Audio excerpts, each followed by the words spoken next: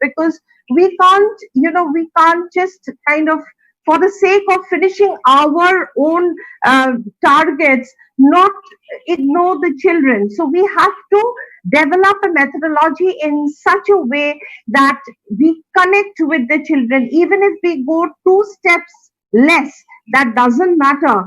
We have to ensure that the video is on, we connect with the children, we have that informal chat with the children, even amidst the four walls of the classroom, so that they are able to relate to the teacher, and they are able to talk to the teacher and talk about their problems also. So that learning engagement can take place when when the imparting of the lessons are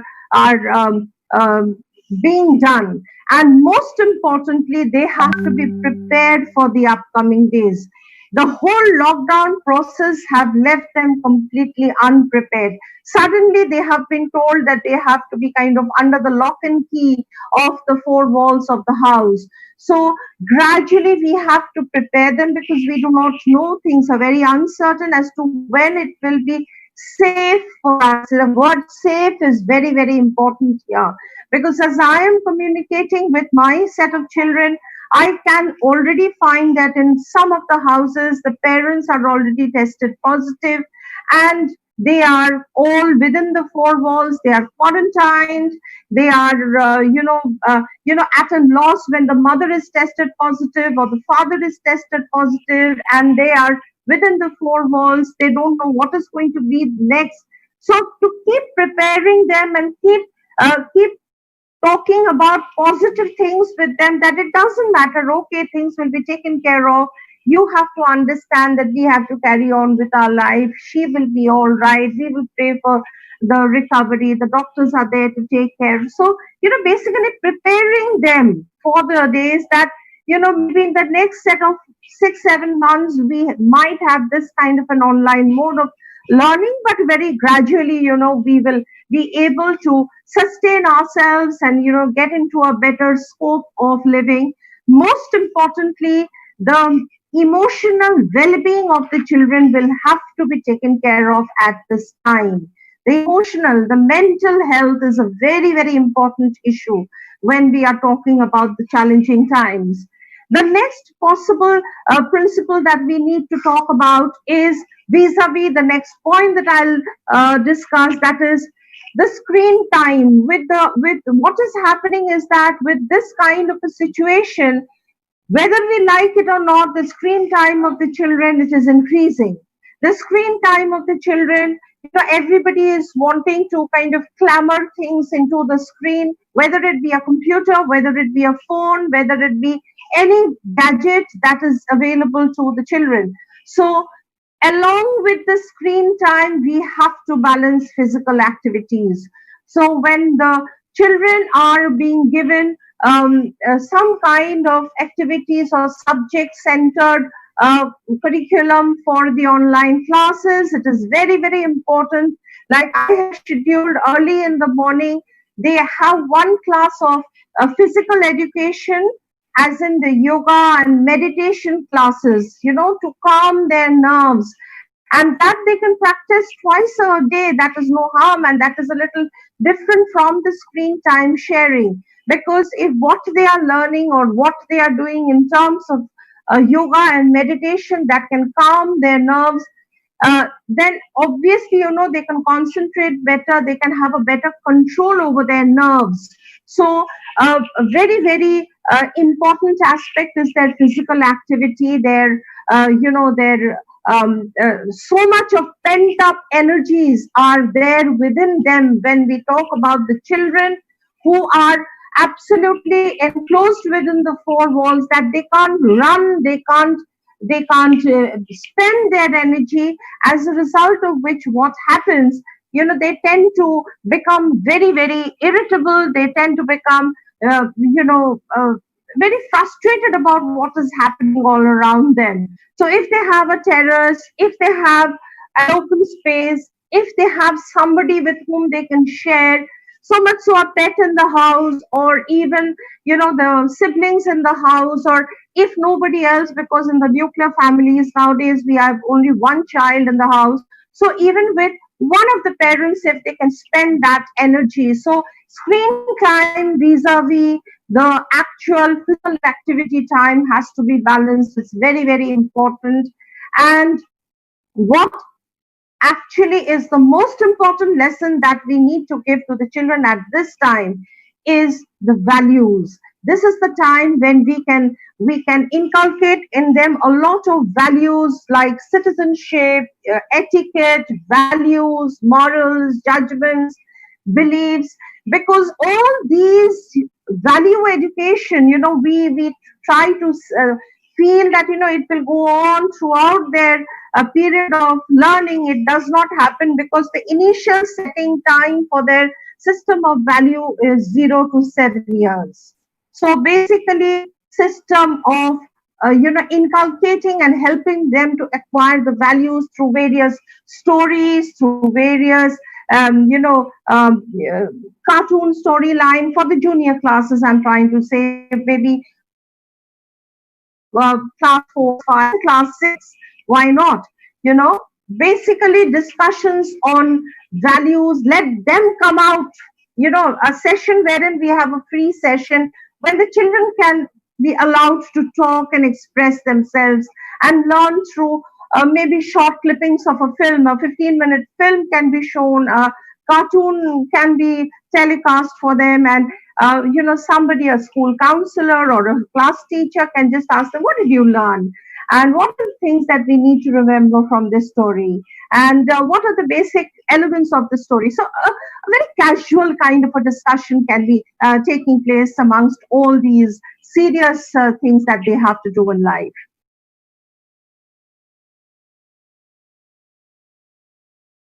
Have I spoken a bit too much?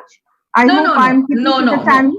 So what I could comprehend, Dr. Sen, that you have spoken about learning goals. So they needed to be tweaked. Second thing, Mm, you spoke about learning engagement, which is mhm, related to the teachers, that how the teacher is going to engage the child in this online classes. That's a very big, I mean, that's very important. Then the mhm, screen time has to be balanced with physical activities. And mhm. instead of like allowing, I mean, we should allow the child to see whatever comes in the public forum, public media, that is there. But at the same time, if the school take initiatives to show Oh, some cartoons, some movie or something, where the child will be, yes, will be there with the screen, but at the same time will have a learning outcome to learn. So if we can practice these things, then it will be beneficial for the child. Am I correct? absolutely, So I think this absolutely. is what I have comprehended. So I have a set of questions which I will ask afterwards. Bhavani takes us to what she has to say, because questions are already coming in my in my media. So Certainly. I what would it love is, to. yeah. So Mhm. Bhavani, you have to show us now how the parents will thrive in this situation.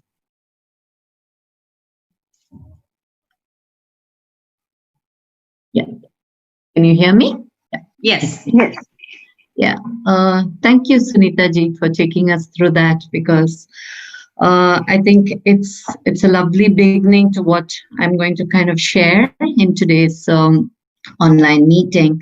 So you spoke more at a systemic level from the children's point of view, from the parents' point of view, and largely from the teacher's perspective as well. What are some simple things that we could put into place, but which are yet challenging? And I think personally, one aspect that I'm concerned about is what you spoke about is the mental health. Like, although the child is journeying through this time, the teacher is journeying through this time, the parent is journeying through this time, what impact is leaving on them, what are they processing at a mental level so what do we do at an individual level?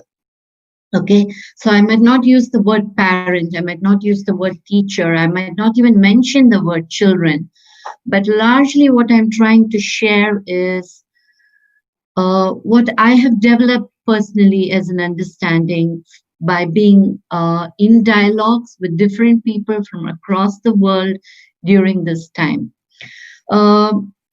What did come as a privilege to me and to many others was a lot of people open dialogue spaces. Uh, and this for me was a huge opportunity, because Personally, what the stance I took during this is I don't know what's happening. I don't know what it feels like for different people across the world. Yes, I'm a parent here. Yes, I understand what it means to be a teacher.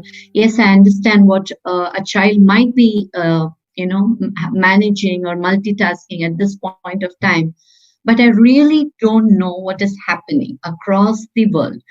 So, what I was trying to get a sense of was before I jump into any action, any decision making, I wanted to spend time listening to very human stories. What was it that was coming across from people who were sailing through this time, who were journeying through this time?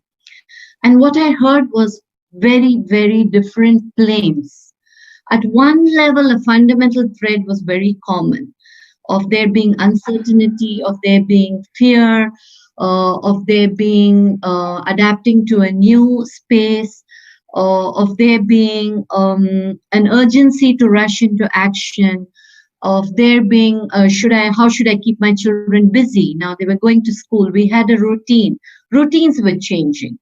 Suddenly you're put in a space where you are asked to rethink, you're asked to reevaluate, and maybe there's not even enough time for making these reflections. So, where I'm coming from is a space of reflection, a space of collective wisdom. So, what can we actually learn from each other by listening to each other, by listening to the whispers of the world during this time period that can help us thrive during this time? We're not just surviving. We're not just cooking a meal, making sure there's a normal day and going to sleep. Yes, that's absolutely important. It's absolutely essential. But are we able to nourish each other as a family? Are we able to nourish each other as a school community? Is creativity still flowing? Are we being bound by what the curriculums and the policies are, these sudden new decisions that are being imposed on us? So, are we just surviving this time or do we still want to thrive? Because a very fundamental human quality is a need, is we want to thrive. And we often think thriving means being in action. We have to do something. We have to do something. So, I come from a space where it's about pausing. Pausing is also action. Can we pause? Can we just slow down? Can we observe? Can we listen what's going on? Can we see how our child is every day during this time? And as a parent community, what are the decisions we are making? As a teacher, what are certain decisions I'm making? What are certain new decisions that I'm making that I didn't make earlier? What is this time demanding out of me? Like a child tugs at the sleeve and says, Amma, can you see that? The time seems to be tugging at us and saying, can you look in the other direction? Can you see what all is going on? And can we be more alert? Can we be more awake? And can we be more aware?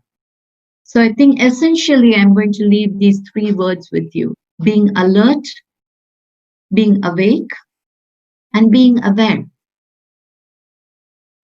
Because whenever there's a disruption, when things are following a normal pattern, we are in a flow, there is a rhythm, there's a routine.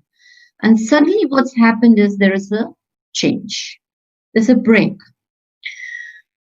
So how do we hold ourselves through this time that we're still thriving and not merely surviving? Yeah? Am I making sense so far? Absolutely. Absolutely. Okay. So I'm going to read a short collage of, it's almost like a poem, but it's not a poem. So it's a series of sentences that we put together. So if somebody is interested, this is a space called Art of Hosting. So it's a community that engages, that practices in holding art of meaningful conversations. So this is what I've been actively a part of, participating. I'm trying to offer this in my own community settings to parents, to teacher education students, to the women around the space I live in, just day-to-day people I meet. I say hello, neighbors. So we've been trying to see listen to each other's stories. So here it goes. Some of us are in transition. Some of our jobs are ending due to coronavirus. Some of us are stranded. We couldn't fly back home. Some of us are in self-isolation. Some of us are feeling isolated. Some of us are worried about our own health and our parents' health. Some of us are feeling guilty that others have it worse than we do. Some of us are seeing this as a test for the climate crisis. Some of us are seeing people reconsidering and questioning current systems. Some of us are seeing the possibility of rearranging priorities. Some of us are being separated from our families. Some of us are enjoying having more time with our families. Some of us are worried about the future. Some of us are seeing the possibility of all countries thinking together. Some of us are noticing people focusing on their own communities. Some of us are seeing strong differences in how people are responding to the situation. Some of us are recognizing our shadow sides. Some of us are seeing opportunities to pause and to meditate. Some of us are spending too much time online. Some of us are feeling powerless over some things. Some of us are learning to deal with our own anxiety. Some of us are finding it hard to slow down.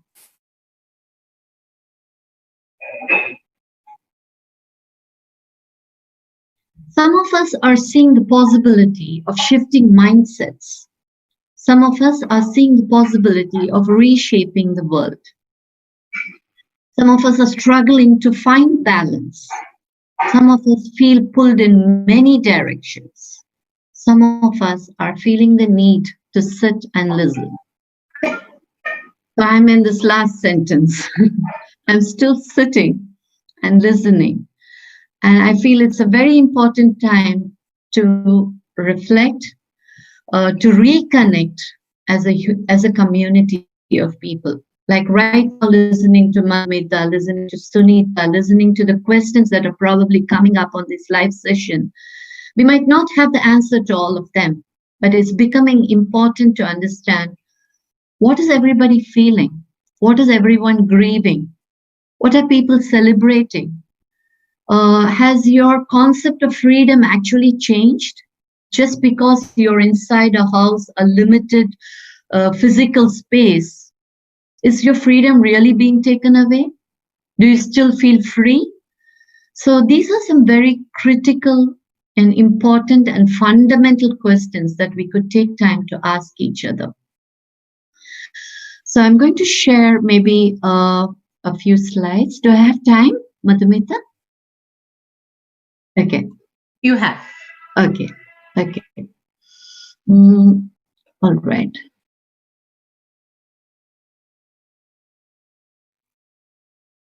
So the question is, how do we harvest our collective wisdom at this point of time? I largely believe that we all hold certain innate wisdom simply because our journeys are so unique.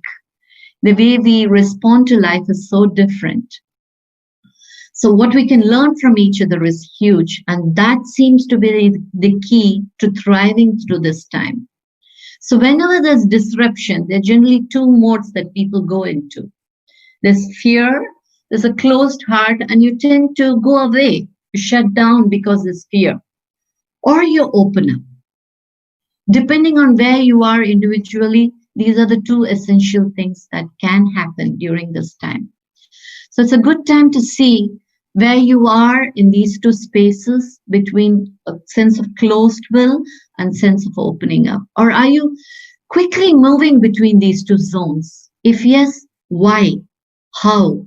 When? In what situations? And how are you feeling in each of these phases?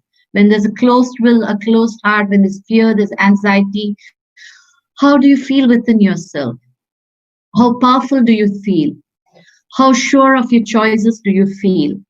And when you're opening up to listening to others, to seeing if you can embrace what's happening in the society, if you can accept what's going on with the children, and kind of just reach out, then how does that make you feel inside? So, although the reality seems so different, that's what I said, everybody seems to be on a different plane, like this prose poem that I was sharing with you. So, I thought that's a good way to start off thinking about this. So, even within a family or within a school setting or a teacher community, each of us teachers could be on a different plane. Have we taken the time to dialogue about this? Where are each of us? So in today's session, I will actually leave you with more questions than answers. But I would earnestly encourage you to take up these questions and create your own spaces of dialogue. Because what happens with these spaces, what I personally found that I needed was a space for centering, a space for listening, a space for being heard, a space that's trusting and holding us through these times. So how do we create these spaces? Yeah.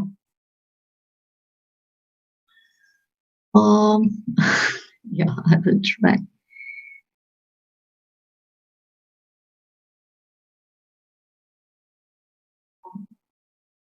Yeah. Oh, sorry. Once again. Yeah.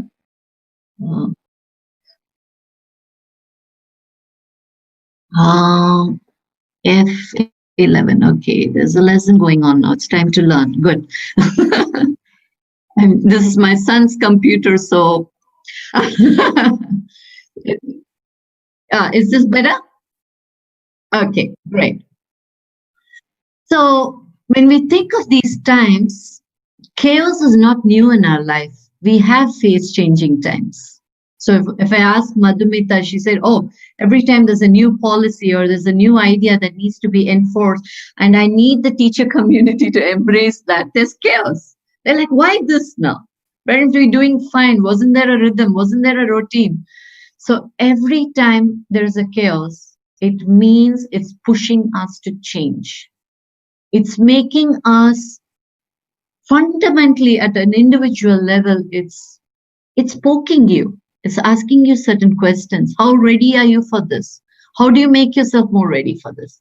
So I want you to dialogue about this as teachers, as parents. When there was chaos that showed up in your life, not necessarily this coronavirus time. This is not the first chaos or disruption you're facing. The only thing that is different about this time is suddenly you're sensing a sense of global interconnectedness. Every choice you're making, every action you're making is seem to have a rippling effect at an individual level, at a family level, at a school community level, and at a global level. And whether you like it or not, you're seeing this happen. Either you're ready for it or you're not ready for it. So that's where we are. And that's why we are talking about this. This webinar is happening because of that, because we're seeing that it is all interconnected. It always was, but it's coming with a certain glaring awareness into our eyes right now, that every choice I make is going to have an immediate effect, and I'm going to sense it. I'm going to feel it. I'm going to I'm aware of the consequence of that. So it's no longer about just me. So it's moving from ego to eco. So are you working from your ego at this point, or are you looking at your school as one ecosystem, right? So talk about this. Every time when there was a situation, when there's chaos in your life, how did you navigate? When you share the story with another parent or another teacher, you might not sense certain strengths of yours or wisdom of yours, but they will be able to sense it. So how can we better engage with the uncertainty and chaos in our lives? Right now, chaos is real. It's there. As much as we think normalcy is going to come, it might not come. So our very idea of what is normal might change in the next few months or years. You might be forced to adapt to a new normal, or every day might be a new normal. Are we ready for this? So how do we engage with this? So maybe I'll shortly, this is like a visual tool. If those who are interested, parents, teachers, every time you have a dialogue, there's so many beautiful thoughts and ideas that pour into that space. So this is called a visual harvest. So this is again another beautiful form of art for dialogue. Okay, so you can Google this, you can check it out and see what visual harvesting means. So it's basically the essence of what comes out of a dialogue. So this picture again is the essence of what came out from one such big dialogue conversation with different people from over the world. Okay, so I'll give you like a few seconds. You could just capture certain phrases here that might resonate with you. Okay, so different things. These are what somebody thought, and somehow we feel we will come out of this stronger. We'll come out of this with new learnings. But that means it is working in the collective. If we want to work in the collective, we have to think in the collective. If we want to think in the collective, we have to spend time reflecting on where we are individually and make time for those spaces. Do we have a space, a safe space where we can be vulnerable? We are all at a point where we are vulnerable. It's very obvious. Are we ready to expose that? Are we ready to talk about it? Are we ready to share it? Okay. So this is a simple, very, very simple tool, but a powerful tool, because one is the circle of concern. Like Sunita ji is concerned about how our learning goals must be focused. How is our curriculum framework going to be? What shifts and changes we need to make? How online learning is going to affect the community of children, not just in India, but across the globe. So this is your circle of concern. It's large. Somebody could be very passionate about working towards climate crisis during this time. So each one's circle of concern is huge, is vast, if we are open enough to observe and be aware of what's happening in the world. And then there's a circle of influence. This is what you can influence. Like Madhumita ji might have the space to influence her community of people who are working at JGI. Okay? So who is your circle of influence? And how are you functioning in the circle of influence? Now, we might not have all the solution and answers that will support the circle in which we can influence. But if we start roping in new people, if we start sharing the wisdom that's there in the other people in the community, the circle of influence grows larger and larger and larger. And at some point, it can even cover the circle of concern. Right? So where are you in this space as teachers, as parents? Right? So this is a very simple tool where you can put yourself and see, this is my circle of influence. And it's perfectly fine to work within a limited space of your circle of influence and slowly broaden that by building on your connections with people, by bringing in more people who can support more others, and then this slowly grows and grows and grows. So it's widening. So who is your crew? Who are the people who are with you in this process? What is feeling same? What is feeling different? So take time to look at very simple questions, but powerful questions. That's why I warned you that I'm going to leave you with more questions than answers today. What are you mourning? What are you celebrating? What are you learning? What are you grieving? What are the new possibilities that are forming for you? So each of us will share this from our own innate experience of this time. And you will notice that some of us are grieving the same things. Some of us are celebrating the same things. Some of us are celebrating very different things. I was in a dialogue with women from the age of 30 to 70 from across the world who are sharing about these things. What are they mourning? What are they celebrating? What are they learning?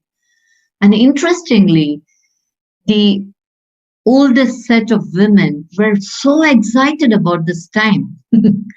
They felt they're ready for this. Their whole life journey has been preparing them for this. Now they have certain stories, they have certain learnings, they have certain wisdom with which they can hold us through this time. So they were excited. Whereas somebody who was young, like I work with an international community of students here, they were all looking forward to going home this summer. Now they're all still here in this little university town. They've not been able to travel back. So they felt stuck. They felt, I'm here. Somebody has forced me to be here. And you don't know who that somebody is. You can say it's the government. You can say it's this. You can say it's the embassy. But you really don't know who that somebody is. So we did an exercise called social presencing or social theater to engage with this feeling of being stuck. And what does that feel like? And how do we open ourselves up from this? So testing the waters, some of us initially stood back. We were watching all this turbulence that was going on, standing somewhere far away within our own secure, comfortable space. But now you might be testing the waters. Now you're getting ready for something new. What is waiting to support me? Again, look, observe, be alert, be awake, and be aware. What's happening? What is ready and waiting to emerge to support you to set sail through these turbulent times? We are not alone in this. To think we are alone could limit us in many ways. What is really waiting to emerge? Who are the people who are supporting us? Or do we want to extend this network of support? Now, if these parents are asking all these questions, that means they're passionate about that space. They want something happening for their children. They want more happening for their children. They always have wanted. So how do we bring in their support network into the system? How do we work together through this? So yes, we're looking at the horizon. So what are you envisioning? We don't know what lies ahead. We don't even need to know. It's an urgency in us that is forcing us saying, I want to know what's going to happen. But it's more about what you want to do. How do you want to use this time? So what seeds do you want to plant for your personal transformation and regeneration? What seeds do you want to plant for your community transformation and regeneration? What seeds do you want to plant for the whole global community? Because these are the three things that are suddenly facing us like a mirror, where we are individually, where we are as a community, and where we are globally. So as much as you might be flooded with news and you're keeping track of all the different things that are going on across the world, yes, that's feeding in certain information, but what do you want to seed back into the world? What do you want to seed back for yourself? What do you want to seed back for the school community? So please take time to create these spaces, spaces of dialogue, spaces for centering, a space of being heard, a space for listening, a space for trust, a space for hand-holding, a space to be vulnerable. And this is essentially what I have gifted myself with during this time. That's given me a sense of clarity on, and that's the reason I'm in this call today. Because the last 3 months I've been engaging in these conversations. And it's left me with a sense of, it's letting me to take baby steps. I'm not taking big steps, but I'm taking baby steps with courage. So, yeah, just what I wanted to share. Yeah, thank you so much for listening. Yeah. Thank you, Bhavani. Thank you for sharing your, this is basically, you have shared what is the outcome of your research. The extensive, research in the sense, well, it may not be your academic research, but it is basically that the processes that you have undergone, the feedbacks, the reflection that you have taken from a greater community in your town of Jyväskylä and through online from other places also. So we have collated that. I think this will give our parents a sense of what to say, a sense of well-being, that they are not alone. We are in a situation where everybody at a point of time is undergoing this kind of thing, but at the same time, we have to hold on to each other, listen to each other, not being judgmental or skeptical about anything. We have to just have an open feeling. You told about open feeling and closed feeling. So you should have an open feeling. We should have empathy, and we all should towards. So I think a long time back, I read a story that's called Ubuntu. I think all of us have read that story. It's about that African children, like how when there was a race, how instead of see, we in the cities, we in our area know when it is a race, a whistle blows and each one starts running to be the first. But there in that community, they did not run. They all started holding hands and they started running, shouting Ubuntu, which means that it is a collective winning that brings happiness. Yes. So our parents, our teachers, our academic community, we all should hold on to each other. We all should support each other. And that is for the well-being of the child. Our future generation is what I have comprehended. I mean, so it's kind of a circle got over. We started with this. We wanted to see this. And this is what we are coming to an end. Now, here I have a couple of questions for Sunita right now. Sunita, you're there? Absolutely. Sunita, one very interesting thing what you told here, I have made a note, that learning goals need to be tweaked in. They need to be realigned. Now, you see, all these years, whichever board we are, we have big fat books with 10, 12 chapters, and each chapter with 5-6 pages and with some pictures, something. Some of the things what is there in the book may not be absolute necessary. They might have increased the burden on the child, and questions coming out of that, I mean, the question paper when we frame, sometimes it may not be very relevant. Okay, so like after this crisis situation where our learning goals have to be tweaked in, do you think the board, the education department also will do something so that the coming years our children are not bombarded with the big burden of books? Instead of that, exactly what is age appropriate to learn, that is given to them? I completely agree with you that we need to tweak our syllabus. And in keeping with your question, let me tell you, all the boards, whether it be the central board or the Delhi board or the state boards in their respective states, all the boards are very concerned. And that is when I have spoken about the pedagogical economy to be given to the teachers, as in, let the subject teachers decide as to how much should be given at any given level for any child for that particular class.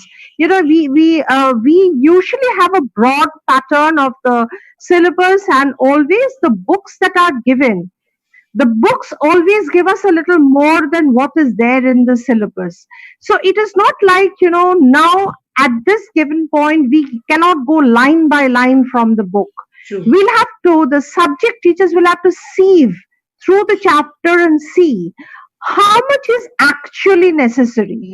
And how much will give that framework of the chapter, yet not be a burden to the child. So keeping that in mind, because when we have to design anything, we have 3 types of children in the class. I am saying type so that we can keep our focus right as a teacher. We have the average, the below average, and the above average. But our target is always for the average. The target is always for the average, and we always have to keep in mind that we also need to cater to the below average and the above average. So for that, I have to keep all the 3 groups in mind, because as a teacher, I am answerable to all the 3 groups. So we have to, from the chapters, as a subject teacher, find out, like say, for subjects which are appreciation subjects, like the languages, the literature. There we can go a topic here and there. We can do one chapter less. We can just increase maybe one chapter more, depending on the requirement and the given time, without compromising on the learning outcome. But when it comes to the knowledge subject, we have to ensure that the linear progression is there without any burden on the children. So, what we should do is let the subject teachers of every level sit together and let them discuss it out as to how much should we actually cater to. Like I have told my teachers that when you are discussing, say, geography of class 6, all of you sit together and see what is absolutely essential for them to know at that level, and without which there there might be a problem for them to grapple with the syllabus of class 7. So keeping that in mind, they are going to just maybe design the syllabus in such a way, or communicate to the children, or across the syllabus in such a way so that it is not a burden, it can be enjoyable, at the same time the learning outcome is met. Thank you for that. So you're basically trying to impress on an approach which is a tumble down approach, that we should have the bigger thing fixed, and from that we should Absolutely. trickle down slowly that, okay, what is absolutely necessary. Yes, it is high time we should think as academicians, and that is one thing. Second thing, we should focus on the pedagogy, as you have said. And also one more thing that you have said about is this learning outcome. Yes, related to the learning engagement. So when we talk about engagement, and during this online classes, see, in a class, normally we have, you have told 3 kind of children in one way. I'm talking about 3 types of understanding. Some children are visual, some are kinesthetic, some are auditory, some listen and understand, some see and understand. So in this online classes, can all the 3 be integrated? Because I was just a little worried about the kinesthetic ones. So like in this when we are giving anything on online, how to engage the kinesthetic children? I mean, there is provision of whiteboard and things there, but then like how to engage them? It's a very good question. Thank you so much for the question. As a matter of fact, when we talk about kinesthetic, we talk about more the motor skills of the children. So maybe we can engage them in a way where we can give them activity-based tasks to be completed at home, which they can, to their own peers, demonstrated during the class. Okay. So they will feel very, very excited about particularly for, say, science, or for maybe maths.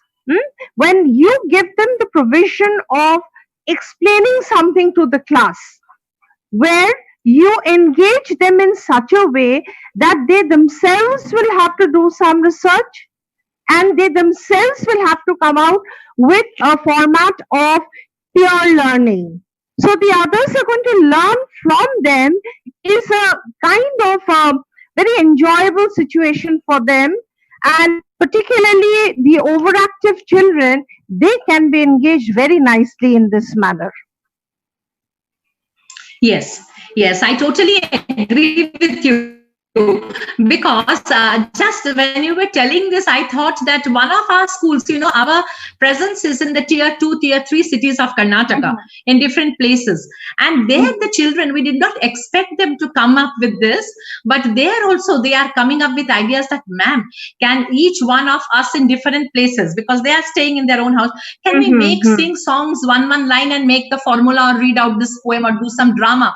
So coming from them, like a teacher got little, okay. So how can Madhumita, what we have to understand, what we need to understand is learning is not only from teacher to taught.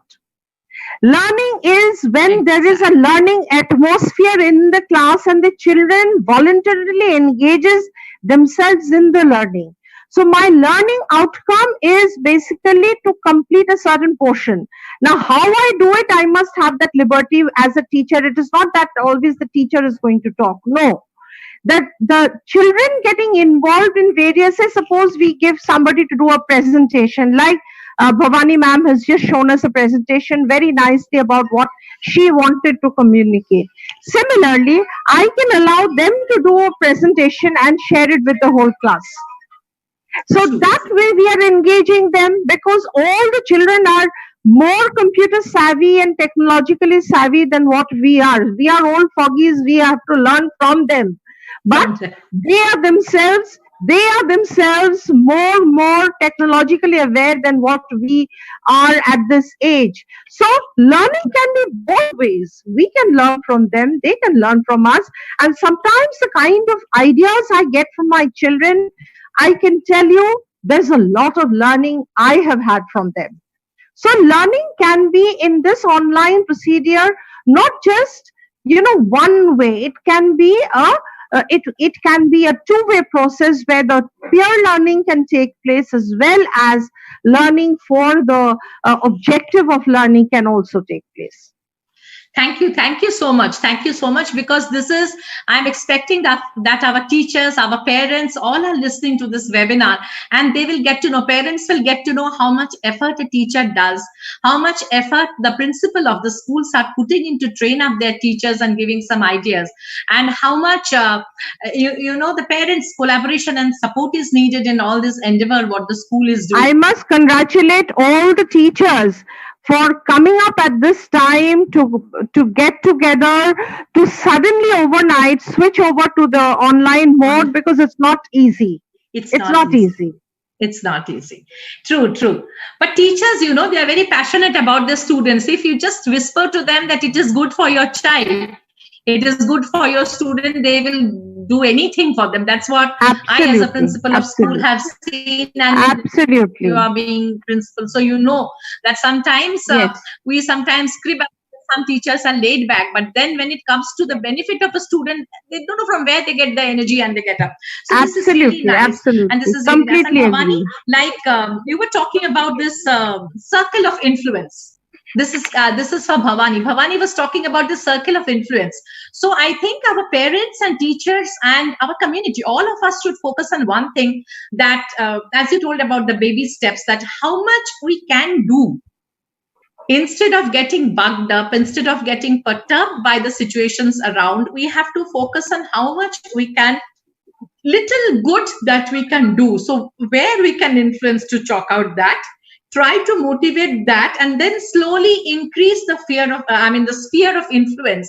That will help us a long way. Instead of getting us demoralized, instead of getting us very perturbed in this situation, when I am delivering something for somebody's benefit, that happiness, I think, will help me to overcome this crisis.